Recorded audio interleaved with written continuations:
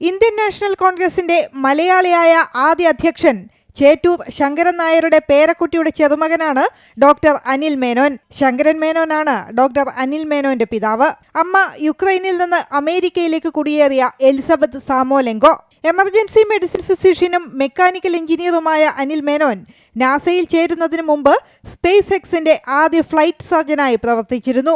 മനുഷ്യരെ ബഹിരാകാശത്തേക്ക് അയച്ച ആദ്യ ക്രൂ ഡ്രാഗൺ ദൗത്യത്തിന്റെ മെഡിക്കൽ സംവിധാനങ്ങൾ ഒരുക്കുന്നതിലും അദ്ദേഹം നിർണായക പങ്കുവഹിച്ചു. 2021 ഡിസംബറിലാണ് നാസ ബഹിരാകാശ സഞ്ചാരിയായി അദ്ദേഹം തെരഞ്ഞെടുക്കപ്പെട്ടത്. ഏജൻസിയുടെ 2 വർഷത്തെ ബഹിരാകാശ സഞ്ചാര പരിശീലന പരിപാടി പൂർത്തിയാക്കിയ ശേഷമാണ് ആദ്യ ബഹിരാകാശ യാത്രയ്ക്ക് നിയോഗിക്കപ്പെട്ടത്. റഷ്യക്കാരായ 2 ഗവേഷകർ കൂടി സംഘത്തിലുണ്ട്. 8 മാസത്തോളം സംഘം ബഹിരാകാശത്തുണ്ടാകും. ദീർഘകാലത്തെ ബഹിരാകാശവാസം മനുഷ്യ ശരീരത്തിലുണ്ടാക്കുന്ന വ്യതിയാനങ്ങളെക്കുറിച്ചുള്ള നിർണായക പരീക്ഷണങ്ങൾ ഇക്കാലയളവിൽ നടക്കും. ഭാവിയിലെ ബഹിരാകാശ ദൗത്യങ്ങൾക്കാവശ്യമായ സാങ്കേതിക വിദ്യകളുടെ വികസനവും ദൗത്യത്തിന്റെ ഭാഗമാണ്. കൃത്രിമ ബുദ്ധി ഉപയോഗിച്ചുള്ള ആരോഗ്യ പരിശോധന, സെമി കണ്ടക്ടർ ക്രിസ്റ്റൽ നിർമ്മാണം തുടങ്ങിയ മേഖലകളിൽ സംഘം ഗവേഷണം നടത്തും. ഭാവിയിലെ ചാന്ദ്ര ചൊവ്വ ദൗത്യങ്ങൾക്ക് സഹായകമാകുന്ന പരീക്ഷണങ്ങളും ദൗത്യത്തിന്റെ ഭാഗമാണ്.